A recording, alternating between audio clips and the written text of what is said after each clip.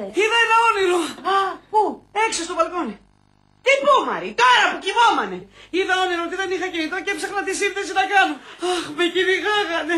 Πληροφορίες, προσφορές, χαμός. Μεγάλο μπέρδεμα. Ηρέμησε, φιάλτης ήταν. Αφού στην πραγματικότητα εμείς έχουμε επιλέξει team. Που είδαμε ότι μας έρχεται και οικονομικά.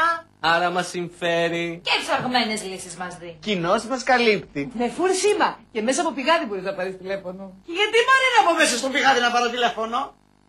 Έτσι. Ζουμπουλία, μην ανησυχείς. Με την team βγαίνουμε πάντα κερδισμένοι. Δηλαδή είμαι ξύπνια. Και εσύ και όλοι μας. Όταν λέτε οικονομικά. Ξέρουμε εμείς τι λέμε.